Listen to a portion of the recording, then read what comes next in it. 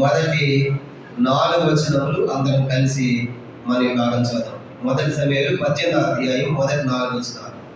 దావీదు సౌలుతో మాట్లాడటం చాలించినప్పుడు యోనాతాను హృదయం దావీదు హృదయంతో కలిసిపోయింది. యోనాతాను దావీదును తన ప్రాణ స్నేహితుడిగా భావించుకొని అతని ప్రేమించాడు. ఆ దినమును అతన్ని తిరిగి అతని వెళ్ళనీయక సౌలు అతన్ని చేర్చుకొని దావీదు తన ప్రాణ స్నేహితుడిని భావించుకొని అతనిని ప్రేమించుచు యోనాతాను అతనితో నిబంధన చేసుకునేది. మరి యోనాతాను తన దుప్పటిని, తన కత్తిని, తన విల్లును, తన నడుకట్టుని తీసి దావీదునికి ఇచ్చాను. మరి యొక్క చాలండి. 2వ భాగము 2వ సమూయేలు 1వ అధ్యాయం. 2వ సమూయేలు గ్రంథం 1వ అధ్యాయము 25, 26, 27 వచనాలు కూడా మనం కలిసి చదువుకుంటాం. 2వ సమూయేలు 1వ అధ్యాయం, 2 Samuel chapter 1 verse 25 to 27. 2వ సమూయేలు గ్రంథం 1వ అధ్యాయము 25 నుంచి 27 దాకా ఈ 3 వచనాలు కూడా మనం కలిసి చదువుకుంటాం. చదవండి. యుద్ధ రంగమునందు పరాజయం పడి ఉన్నారు. నీ ఉన్నత స్థలంలో యోనాతాను హతమాయను. నా సహోదరుడు యోనాతాను, నీవు నాకు అతి మనోహరుడైంటివి. నీ నిమిత్తము నేను స్తోత్రం నుంచున్నాను. నా యందు నీకున్న ప్రేమ బహు వింతైనది. సీలుచు ప్రేమ కంటే అది అధికమైనది.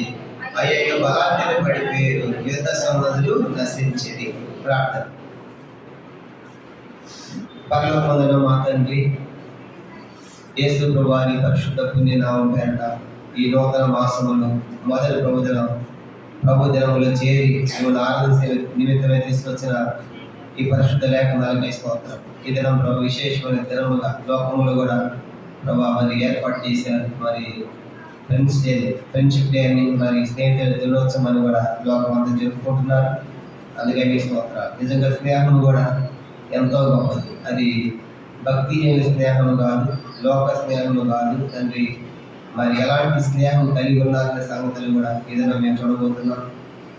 దైవం కలిగిన స్నేహం ఎంత గొప్పదిగా ఉందనే సంగతులు ఈ దినంగా చూడబోతుంటున్నాను. మీరే మా కోసం వాక్కులు దయచేయమని ప్రార్థిస్తున్నాం. ఈ భాగాన్ని దీవించండి. మా అందరితో మాట్లాడి మా కోసం వాక్కులు దయచేసి మహిమ పొందమని సమస్త మహిమ మీకు ఆరోపించుకుని వందనాలు చెల్లిస్తున్నాం. యేసుక్రీస్తు నామమున ప్రార్థించి వేడుచున్నాము.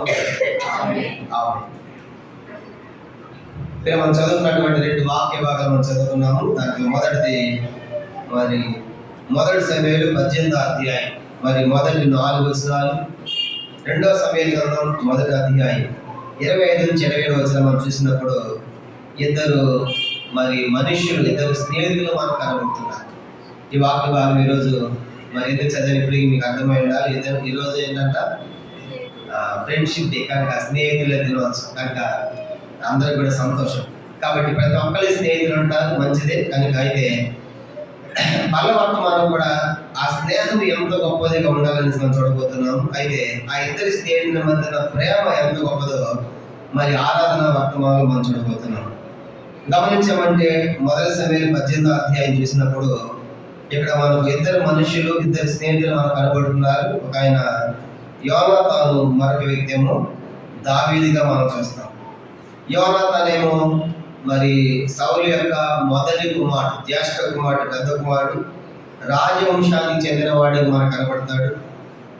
దావీదేమో గొర్రెల కాపరిగా మనకు కనబడుతున్నాడు. కాబట్టి వాళ్ళిద్దరి మధ్య ఉన్న స్నేహం ఎంత గొప్పగా ఉందనే సంగతి చూసినప్పుడు యోనాతాను దావీదును ఎంతగా ప్రేమించాడు అని మనం ఆలోచించడానికి కనీసం ఒక 5-6 సంగతులు యోనాతాను జీవితంలో నుంచి మనం చూడబోతున్నాం. దావీదు ఎలా ప్రేమించాడు, యోనాతాను ప్రేమ దావీదు విషయంలో ఎంత గొప్పదిగా ఉంది అనే సంగతి మనం చూడబోతున్నాం. అలాగే మనం బైబిల్ నుంచి ఒక 5-6 సంగతులు యోనాతాను ఎంతగా ప్రేమించాడు తన స్నేహితుడు దావీదుని మనం చూడబోతున్నాం. యోనాతాను ఏమో మరి మొదటి రాజు అయిన సౌలు కుమారుడు. సౌలు కూడా పెద్ద కుమారుడు.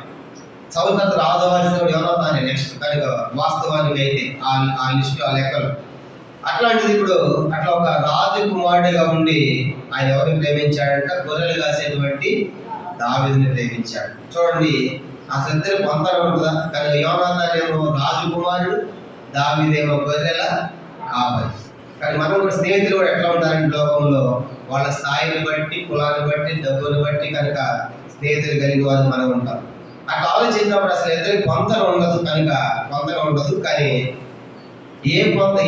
ఎలాంటి పొంతన లేకుండా, ఎలాంటి సమానమైన సంగతి లేనప్పటికీ కూడా యోనాతాను దావీదును ఇష్టపడినట్లుగా, ప్రేమించినట్లుగా మనం చూస్తాం. అలాగే ఒక 5 సందర్భాలు, 5 సంగతులు మనం జ్ఞాపకం చేసుకుని మనం ప్రభువుని ఆరాధిస్తాం. ఇక్కడ యోనాతాను ప్రభు యేసుక్రీస్తు వారికి గుర్తుగా ఉంటున్నాడు. దావీదు గొర్రెలు కాసే దావీదు దరిద్రమైన, పాపులమైన మనకే గుర్తుగా ఉన్నట్టుగా మనం చూస్తాం. ఇక్కడ యోనాతాను రాజకుమారుడు కనుక ప్రభువారు కూడా రాజు ఆయన. కాబట్టి ఈ దావీదేమో గొర్రెలు కాపరి. మనం కూడా లోకంలో పాపాన్ని బట్టి, శాపాన్ని బట్టి దావీదులాగా దరిద్రమైన గొర్రెలు కాసే దొడ్డిలో ఉన్న మనం దేవుడు ప్రేమించినట్టుగా మనం జ్ఞాపకం చేసుకుంటాం. మొట్టమొదటిది యోనాతాను దావీదును ఎలా ప్రేమించాడు. 1 సమూయేలు గ్రంథం 18వ అధ్యాయం 1వ వచనం. 1 సమూయేలు గ్రంథం 18వ అధ్యాయం 1వ వచనం. దావీదు సౌలుతో మాట్లాడుతూ చాలించినప్పుడు యోనాతాను హృదయము దావీదు హృదయముతో అలిసిపోయింది. యోనాతాను దావీదును ప్రాణ స్నేహితునిగా భావించుకొని అతన్ని ప్రేమించాను. ఇప్పుడు ఆలోచించండి, యోనాతానేమో రాజకుమారుడు, సౌలు రాజకుమారుడు, పెద్ద కుమారుడు. ఒకవేళ వాస్తవానికి రాజు అవ్వాలంటే సౌలు కుటుంబంలో సౌలు తాత ఎవరు రాజు అవ్వాలి? యోనాతాను రాజు అవ్వాలి. కనుక వాస్తవానికి అయితే ఇప్పుడు రాజకుమారుడు అయ్యింది ఎవరిని ప్రేమించాడంటే గొర్రెలు కాసే దావీదుని ప్రేమించాడు. ఇది చూసినప్పుడు మనకి ఎంత విచిత్రముగా ఆశ్చర్యాన్ని కలిగిస్తాం. ధనవంతుడు పేదవాడిని ప్రేమించడం ఏంటి? ఒకవేళ పేదవాడు ప్రేమిస్తే ధనవంతుడు ప్రేమిస్తాడేమో, ఏమైనా ఇస్తాడేమో, నాకు ఏమైనా డబ్బు ఇస్తాడేమో, లేకుంటే ఏమైనా అధికారం ఇస్తాడేమో, ఏమైనా సహాయం చేస్తాడేమో అని. ఒకవేళ పేదవాడు ధనవంతుడు ప్రేమించవచ్చేమో కానీ ధనవంతుడు పేదవాడు ఎక్కడ ప్రేమిస్తాడు? ఇది ఆలోచించినప్పుడు మనకు సౌకర్యం డిగ్రీ కనబడుతుంది. అంటే ఏ కారణం లేకుండా దావీదు ఏమీ లేకపోయినా, దావీదు గొర్రెలు కాసాడన్నప్పుడు కూడా యోనాతాను ప్రేమించాడంటే ఇది నిష్కారణంగా, ఏ కారణం లేకుండా ప్రేమించాడు, నిస్వార్థంగా ప్రేమించాడు.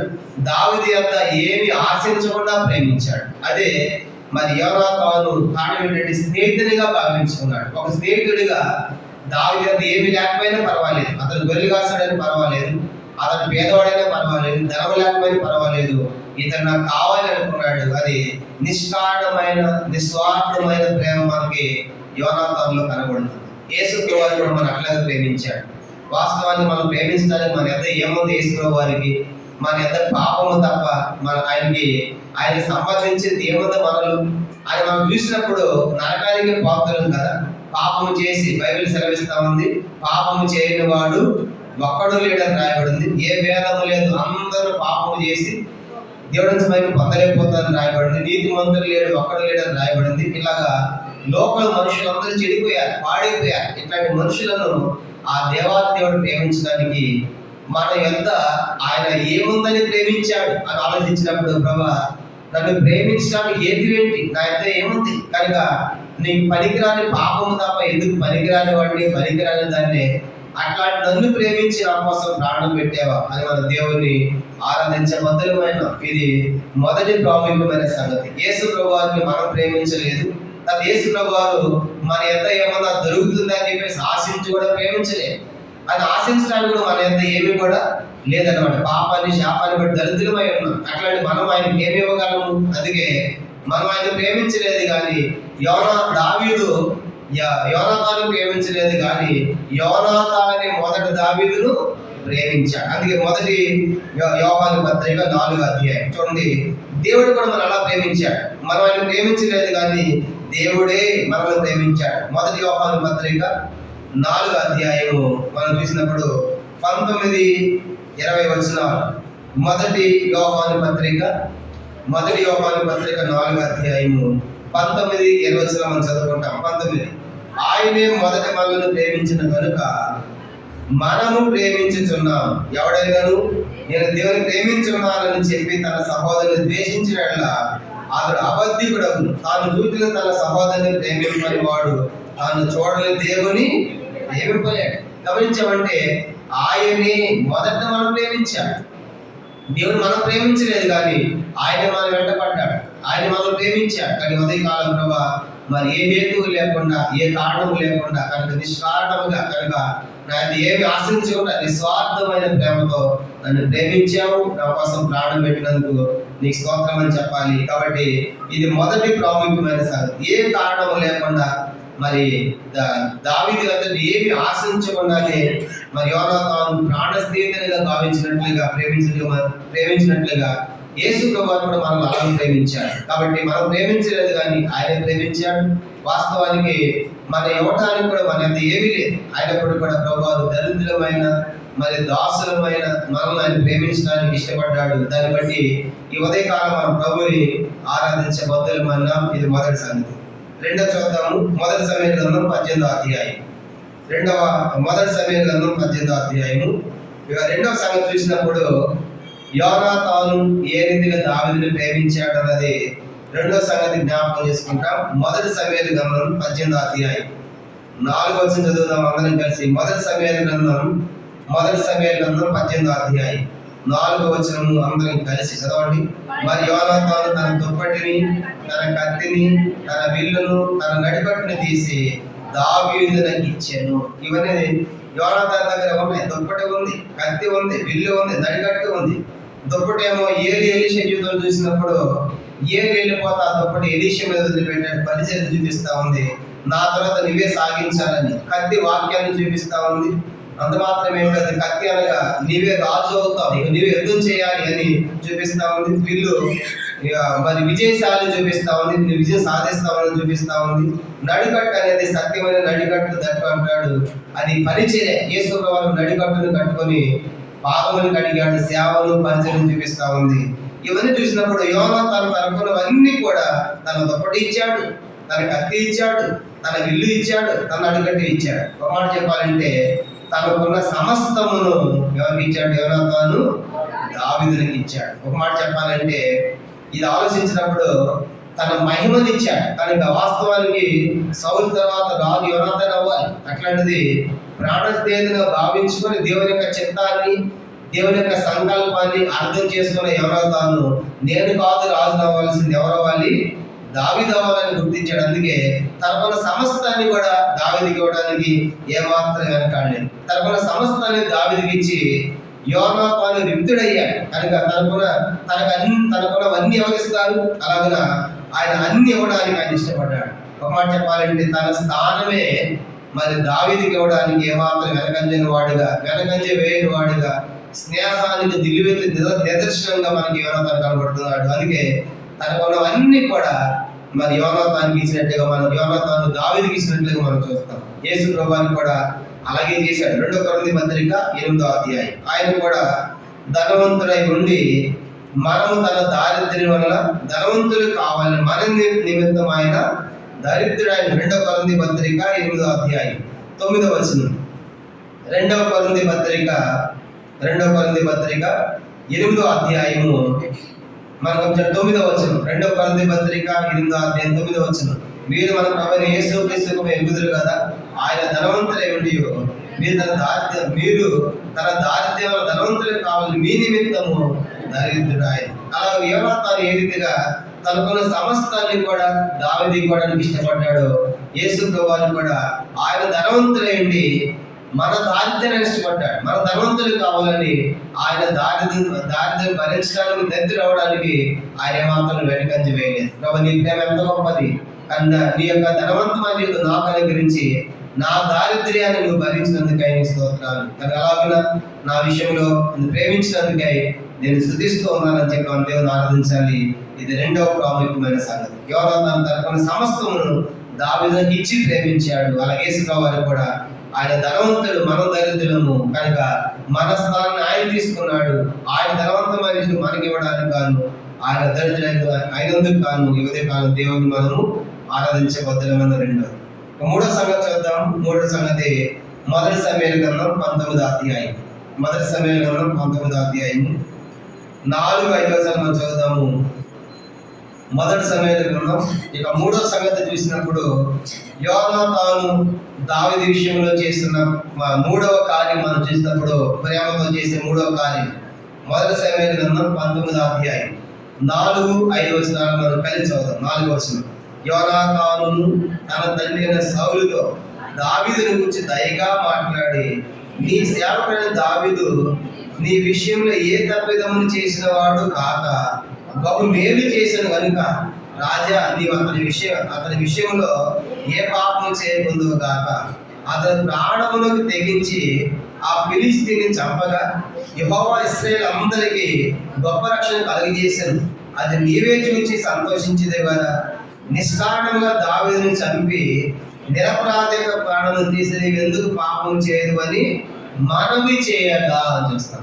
కాబట్టి మొదటి సమూయేలు 19వ అధ్యాయం ఈ 4-5 వచనాల్లో యోనాతాను దావీదు విషయంలో చేసిన 3వ కార్యం చేసినప్పుడు దావీదుని గురించి మనవి చేసుకుంటున్నాడు, విజ్ఞాపన చేస్తున్నాడు తండ్రికి. కనుక మధ్యవర్తిగా యోనాతానికి మరి సౌలుకి మధ్యవర్తిగా మనకి యోనాతాను కనబడతాడు. కనుక క్షమించండి, దావీదుకి సౌలుకి మధ్యవర్తిగా యోనాతాను కనబడతాడు. మరి సౌలు దావీదుని చంపాలనుకుంటున్నప్పుడు సౌలు రాజు దావీదును చంపాలనుకున్నప్పుడు వెళ్ళి అడుగుతాడు, అయ్యా నాయన ఎందుకు ఆయన చంపాలనుకుంటున్నావు? ఎంత మేలు చేశాడు దావీదు, నువ్వు చూసావు కదా. కనుక ఆ రోజు పిలిస్తే ఎప్పుడు చంపలేకపోతే గొల్లియాతును ఆయన కదా చంపింది, నువ్వు చూసావు కదా. అట్లాంటి ఇప్పుడు నిష్కారణంగా ఏ తప్పు చేయకుండా దావీదు ఎందుకు చంపాలనుకుంటున్నావు అని చెప్పేసి తండ్రితో మనవి చేస్తూ ఉన్నాడు. అనగా మరి దావీదు పక్షంగా బతిమలాడుతున్నాడు, దావీదుని చంపవద్దు, దావీదు ఏ హాని చేయవద్దు అని మరి చేసే మనం కనబడతాము.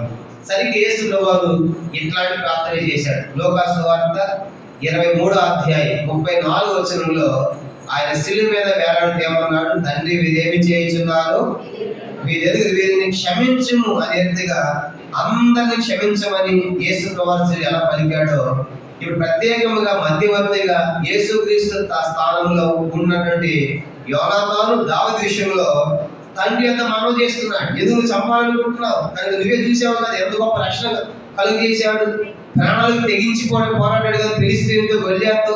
అట్లాంటి యోనాతాను నిష్కారణంగా చంపుతావా? వద్దు నాయన వద్దు అని మనవి చేస్తూ ఉన్నాడు అనే విషయం మనకు వస్తా ఉన్నాం. కాబట్టి మూడవదిగా మనవి చేయడమే కాదు, ఇంకా ఎట్లా మాట్లాడాడంటే 4వ వచనం చూడండి, 19:4 వచనం, యోనాతాను తన తండ్రి అయిన సౌలుతో దావీదుని గురించి దయగా మాట్లాడి, అయ్యా దయ చూపించు. అర్థమైందా? దావీదు విషయంలో దయ పెట్టాలి, కనుక అతను చంపకూడదు అని దావీదు విషయంలో దయగా మాట్లాడుతున్నాడు, ప్రాధేయపడుతున్నాడు, బతిమలాడుతున్నాడు, మనవి చేస్తున్నాడు. కారణం ఏంటంటే చంపవద్దు, దావీదు నిష్కారణంగా ఎందుకు చంపుతావు అని ఏ రీతిగా ఒక మధ్యవర్తి స్థానాన్ని భర్తీ చేస్తున్నాడు యోనాతాను. అందుకే మొదటి తిమోతి 2వ అధ్యాయం 5లో రాయబడింది, దేవుడు ఒక్కడే, దేవునికి నలుగురు మధ్యవర్తియు ఒకడు, ఆయన క్రీస్తు యేసును నరకం చేస్తాం. ఆ యేసు ప్రభువారి స్థానంలో మనకు యోనాతాను కనబడుతున్నాడు. ఇది 3వ ప్రాముఖ్యమైన సంగతి. యోనాతాను దావీదు విషయంలో విజ్ఞాపన చేస్తున్నాడు, అతను చంపబడకుండా క్షమించబడాలని చెప్పేసి చేసే విజ్ఞాపన మనకు కనబడుతుంది. కనుక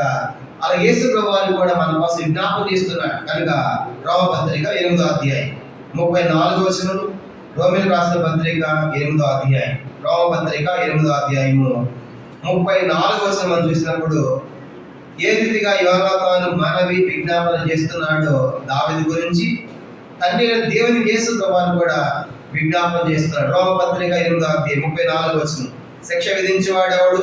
చనిపోయిన క్రీస్తు యేసే, అంతేకాదు మృతుల నుండి లేచిన వాడును, దేవుని కొడుకు కోసం ఉన్నవాడును, మన కొరకు విజ్ఞాపనమును కూడా చేయవాడు ఆయనే. ఇక్కడ ఆర్థిగా మన కొరకు ఆయన విజ్ఞాపన చేస్తూ ఉన్నాడు. మన విషయంలో కూడా దయ చూపించాడు, యేసు ప్రభువు దయ చూపించాడు. హెబ్రీ పత్రిక 8వ అధ్యాయం 12వ వచనం, హెబ్రీ పత్రిక 8వ అధ్యాయము 12వ వచనం, హెబ్రీ 8:12 నేను చదువుతున్నాను. నేను వారి దోషముల విషయమై దయగలిగి వారి పాపములకు ఎన్నడూ జ్ఞాపకము చేస్తాను. వారి దోషం విషయం దయగలిగి దయతో క్షమించి వేశాను.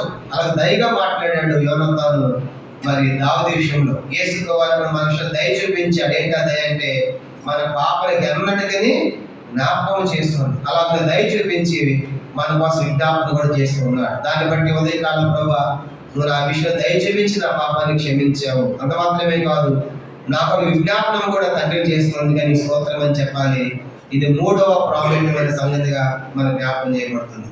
ఇక 4వ విషయం మనం చూసినప్పుడు మొదటి సమూయేలు గ్రంథం 20వ అధ్యాయం చూడండి. యోనాతాను దావీదు విషయంలో చేసిన మరొక కార్యం మనం చూసినప్పుడు మొదటి సమూయేలు గ్రంథం 20వ అధ్యాయం మొదటి సమూయేలు గ్రంథం 20వ అధ్యాయము మొదటి సమూయేలు గ్రంథం 20వ అధ్యాయము 31 నుంచి 34 దాకా నేను చదువుతాను, గమనించండి. మొదటి సమూయేలు గ్రంథం 20వ అధ్యాయం 31 నుంచి 34 వచ్చిన 31. యెషయా కుమారుడు భూమి మీద బ్రతికినంత కాలము నీకైనను నీ రాజ్యమునకైనను స్థిరత కలగదు కదా, కాబట్టి నీవు వర్తమానం పంపి అతను నా దగ్గర తప్పించును, నిజము అతని మరణముకు అర్హుడని చెప్పాను. 32 చదవండి. అతడు యోనాతాను అతను ఎందుకు మాట శిక్ష అందవలెను, అతడు ఏమి చేసిన సౌలు అడగా, సౌలు అతనిని పొడవాలని ఈటి విసిరాను, అందువలన తన తండ్రి దావీదును చంపని ఉద్దేశం కలిగి ఉన్నాడని యోనాతాను తెలుసుకొని అత్యాగ్రహుడై బలెదని లేచి తన తండ్రి దావీదు అవమానపరిచినందున అతని నిమిత్తం దుఃఖాక్రాంతులై అమావాస్య పైన మరునాడు భోజనము చేయరు.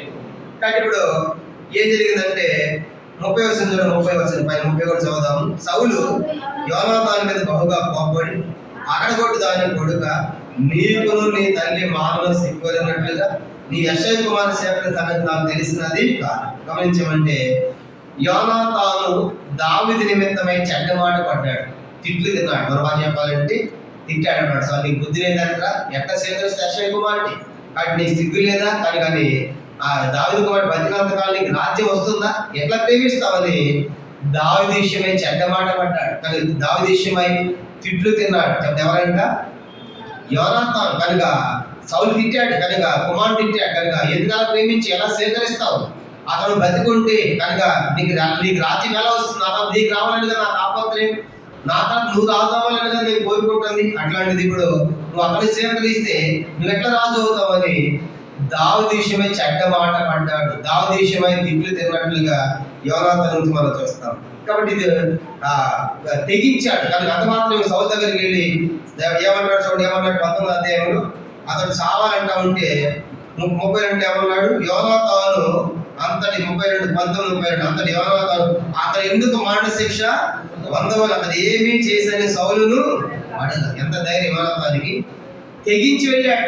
తండ్రి ఎందుకు అతను ఎందుకు చావాలి, ఎందుకు చంపాలని కూడా చెప్పు. కనుక దావీదు ఏం తప్పు చేశాడు అని నిలదీసినట్టుగా లేదు, ఎందుకు చావాలి అతను, ఎందుకు మరణించాలి అని ఒక మాట చెప్పాలి. తెగించి వెళ్ళాడు. తండ్రి ఏమన్నా పర్వాలేదు, నేను దావీదు కోసం మాట పడినా పర్వాలేదు, నేను దావీదు కోసం తెగిస్తాను, తెగించి వెళ్ళి తండ్రితో మాట్లాడుతున్నాను. తండ్రి ఏమో వీటితో కత్తితో చంపాలని చూస్తామండి, అట్లాంటి వెళ్ళి ఎందుకు అతను చంపుతున్నావు అని తెగించి మాట్లాడాడు. ఇదే మనకు కనబడుతుందంటే యేసు ప్రభువు కూడా మన నిమిత్తమై ఆయన ఎన్నో చెడ్డ మాటలు పడ్డాడు, అపహాస్యం చేయబడ్డాడు, అపహేళన చేయబడ్డాడు, నింద పడింది. ఆయన ముఖం మీద ఉమ్ము వేశారు, పిడిగుద్దుతో గుద్దారు. కనుక యేసు నిన్ను కొట్టినవాడు ముసుగు వేసి యేసు నిన్ను కొట్టినవాడు చెప్పుమన్నారు. ఇలాంటివి ఎన్నో మన కోసం ఆయన పడ్డాడు. కనుక ఒకటి కాదు, కానీ మాట చెప్పాలంటే మన కోసం ఆయన పూట పడ్డాడు, మన కోసం ఆయన పూట కాపాయని రాయబడింది. హెబ్రీ పత్రిక 12వ అధ్యాయం మనం గమనించామంటే పూట పట్టడం అంటే మనకు ప్రతిగా మన స్థానాన్ని ఆయన తీసుకున్నాడు. కనుక మన కోసం ఆయన పూట పట్టడానికి ఇష్టపడ్డాడు. హెబ్రీ పత్రిక మనం గమనించామంటే అవాడు చదువుదాము 7వ అధ్యాయం. హెబ్రీ పత్రిక 7వ అధ్యాయము 22 వచ్చిన. హెబ్రీ పత్రిక 7వ అధ్యాయము 22 వచ్చిన 22 వచ్చిన. హెబ్రీ 7:20 మరి ప్రమాణము లేకుండా యాజకుడు కాలేదు కనుక ఆయన మరి శ్రేష్టమైన నిబంధనకు పూట కాపాయను, శ్రేష్టమైన నిబంధనకు పూట పడ్డాడు. కాబట్టి అందుకే మనం గమనించామంటే యేసు ప్రభువారు ఏ రీతిగా యోనాతాను తిట్లు తిన్నాడు, తండ్రి చేత మరి ఆ చెడ్డ మాట పడ్డాడు. యేసు ప్రభువారి లోకములో మనందరి పాపం కొరకై ఆయన చెడ్డ మాట్లాడాడు. ఆయన అపహాస్యం చేశారు, హేళన చేశారు, ఉమ్మి వేశారు, పిడుగుద్దులు కొట్టారు, ఆయన గడ్డపు వెంట్రుకలు పెరిగి వేశారు. కనుక యేసుని కొట్టదేవాడో చెప్పమన్నారు. ఇలాంటి చెడ్డవన్నీ కూడా మన కోసం ప్రభువారు భరించారు. కారణం ఏంటంటే మనల్ని ప్రేమించిన కారణం చేత ఆయన తాను అలా తగ్గించుకొని ఎంతగానో మన కోసం సహించిన వాడుగా శిలువలో వేలాడిన వాడు మనకు కనబడుతున్నాడు. దాన్ని బట్టి ఉదయకాలం ప్రభావ నా విషయమై అదిగా మన అతని బట్టి అతడు గాయపరచబడి మన దోషాలు బట్టి నలుగొట్టబడి మన సమాధాన శిక్ష అతని మీద పడినని చూస్తాం. అలాంటి ప్రేమ ప్రభు చూపించినందుకు కాను మన విషయంలో ఆయన ఈ లోకమైన దూషించింది అలాగూ ఆయన ఇష్టపడ్డాడు మన కొరకు. దాన్ని బట్టి ఉదయకాలం నా విషయమై చెడ్డ మాట పడ్డావు, అపహాస్యం చేయబడ్డావు, అభయాలు చేయబడ్డావు, దేవుని కుమారుడు దేవుడు అయింది నాకు అసెంతగా తగ్గించుకున్నది. కానీ స్తోత్రం మనం వేదికెత్తి దేవుణ్ణి ఆరాధించవలసిన ఇది 4వ ప్రాముఖ్యమైన సంగతి. 5వ చూద్దాము. 5వ సంగతి చూడండి. మొదటి సమయాల గ్రంథం 20వ అధ్యాయం. మొదటి సమయాల గ్రంథం 20వ అధ్యాయం 41-42 వచనాలు. 5వది మనం చూద్దాం. మొదటి సమయాల గ్రంథం యోనాతాను దావీదు విషయంలో చూపుతున్న ప్రేమ ఎంత గొప్పది మనకు కనబడుతుంది. మొదటి సమయాల గ్రంథము మొదటి సమయాలు 20వ అధ్యాయము 41-42 వచనాలు. అందరూ చదవండి. వాడు వెళ్ళిపోయిన వెంటనే దావీదు దక్షిణపు దిక్కు నుండి బయటికి వచ్చి 3 సార్లు సాష్టాంగ నమస్కారం చేసి తర్వాత ఒకరినొకరు ముద్దు పెట్టుకొనుచు ఏడ్చుచున్నది. ఇలా ఉండగా దావీదు మరింత బిగ్గరగా ఏడ్చెను. అంతటి యోనాతాను యెహోవా నీకు నాకు మధ్యను నీ సంతతికి నా సంతతి మధ్యను ఎన్నటికి సాక్షి ఉండును గాక. మనమిద్దరము యెహోవా నామమును బట్టి ప్రమాణం చేసుకున్నాం కనుక మనసులో నెమ్మది కలిగి పొమ్మని దావీదు చెప్పగా దావీదు లేచి వెళ్ళిపోయాను. యోనాతాను పట్టణం తిరిగి వచ్చింది. దావీదును సౌలు చంపాలనుకున్నప్పుడు యోనాతాను చేస్తాడంటే దావీదు ఒక చీర పెడతాడు. ఆ చీరను అక్కడుండు, మా నాయన ఉద్దేశం ఎట్లా తెలుసుకుంటాను, దాన్ని బట్టి నువ్వేం చేయాలని ఇంట్లో సంగతులంతా చేరవేసింది. ఎవరికి? దావీదుకి. యోనాతాను కనుక చంపబడకుండా దావీదు తప్పిస్తాడు. అట్లాగా దావీదు అధైర్యంలో ఉన్నాడు, బాధలో ఉన్నాడు, నెమ్మది లేకుండా ఉన్నాడు. అలాంటి పరిస్థితుల్లో ఆ పనివంతా పోయి ఆ పొలంలోకి వెళ్ళి మరి ఆయన కలుసుకుంటాడు. దావీదుని కలుసుకొని ఆయన ఏమంటున్నాడు? 41వ వచనంలో ఒకరొక సాష్టాంగ 3 సార్లు సాష్టాంగ నమస్కారం చేశారు, ముద్దు పెట్టుకుని ఏడ్చారు బిగ్గరగా. తర్వాత ఏమంటాడంటే నువ్వు నెమ్మది కలిగి పొమ్ము. 42వ వచనంలో నువ్వు నెమ్మదిని పో దావీదు అని అధైర్యములో మరి దావీదుకి ఎంతో గొప్ప నెమ్మదిని కలిగించిన వాడిగా యోనాతాను మనకు కనబడుతున్నాడు. దావీదు కలిగిన బాధల్లో అధైర్య పరిస్థితుల్లో మరి దావీదును ఎంతో ధైర్యపరిచాడు. ధైర్యపరచడమే కాదు, దావీదుకు సమాచారం చేరవేసి కీడు రాకుండా అపాయం రాకుండా నెమ్మది కలిగి పంపించాడు. ఎంత గొప్ప విషయం. కాబట్టి ఇది 5వదిగా మనం చూస్తాం. దావీదు విషయంలో యోనాతాను నెమ్మదిచ్చాడు. అధైర్య పరిస్థితుల్లో ధైర్యపరిచినట్లుగా మనకు జ్ఞాపకం చేయబడుతుంది. అలా యేసు వారికి కూడా మనకు వచ్చే ప్రతి పరిస్థితుల్లో కూడా ఆయన ద్వారా మనకి నెమ్మది, ఆయనే మనకు ధైర్యం. అందుకని లోకంలో మీకు శ్రమ కలుగు, ఆయన ధైర్యం తెచ్చుకుని నేను లోకమును జయించి ఉన్నాను. కాబట్టి ఉదయకాలము ప్రభు మనకు వచ్చే ప్రతి పరిస్థితులు మనం ధైర్యపరుస్తున్నందుకు కాను, మనకు నెమ్మదిస్తున్నందుకు కాను మనం దేవుని ఆరాధించబోతులమే ఉన్నాం. అది యోనాతాను ద్వారా దావీదుకు ఆ నెమ్మది సాధ్యమే. మనకి ప్రభు యేసుక్రీస్తు ద్వారా మనకు నెమ్మదిస్తున్నందుకు మన దేవుని ఆరాధించాలి. ఇది 5వది. ఆఖరిది కూడా చదివి మనం ముగిద్దాం. ఆఖరిది మొదటి సమయాల గ్రంథం 23వ అధ్యాయం. చివరికి ఆ మాట చదువుకుని మనం ప్రభుని ఆరాధిస్తాం. మొదటి సమయాల గ్రంథం 23వ అధ్యాయము 16-18 వచనం మనం చదువుకుంటాం అందరం కలిసి. మొదటి సమయాల గ్రంథం 23వ అధ్యాయము 16-18 వచనాలు అందరం కలిసి. 16 నుండి అప్పుడు సౌలు కుమారుడు యోనాతాను లేచి బలముగా దావీదు దగ్గరికి వచ్చి నా తండ్రి అయిన సౌలును పట్టుకొన జాడు, నువ్వు భయపడవద్దు, ఇశ్రాయేలుకు రాజు అవుదు, నేను నీకు సహకారం అవుతాను, ఇది నా తండ్రి సౌలుకు తెలిసినదని అతనితో చెప్పి దేవుని బట్టి అతన్ని బలపరిచాడు. వీరిద్దరూ యెహోవా నిబంధన చేసిన తర్వాత దావీదు వనములో నిలిచెను. యోనాతాను తన ఇంటికి తిరిగి వెళ్ళాడు. కాబట్టి దావీదు ఎట్టబడతా ఉంటే వనంలో దాక్కున్నాడు, జీవన అరణ్యంలో దాక్కున్నాడు దావీదు. అప్పుడు యోనాతాను వీళ్ళు అంటాడు 16లో, యోనాతాను నా తండ్రిని పట్టుకోలేండి, నేను భయపడవద్దు. అది మాత్రమే 16 అన్నాడు కదా. 17లో నువ్వు రాజు అవుతావు, దేవుడు ఇశ్రాయేలుకు మా తండ్రి తర్వాత నేను కాదు, నువ్వే రాజువి, నీ కింద పనివాడిగా ఉంటాను, సహకారిగా ఉంటాను, కాబట్టి నువ్వు బలంగా ఉండు, ధైర్యంగా ఉండు అని చెప్పేసి ధైర్యపరిచి పెడతాడు. అంటే ఒక మాట చెప్పాలి, యోనాతాను యొక్క ప్రేమ చూడండి ఎంత నిస్వార్థమైన ప్రేమ. వాస్తవానికి ఇప్పుడు సౌలు తర్వాత రాజు ఎవరవ్వాలి? యోనాతాను కదా. మా తండ్రి స్థానం మీద కూర్చోవాలి కదా సింహాసనం మీద. అట్లాంటిది తన స్థానం ఇవ్వడానికి ఇష్టపడతాడు. అదే నిజమైన స్నేహితుల ప్రేమ అంటే.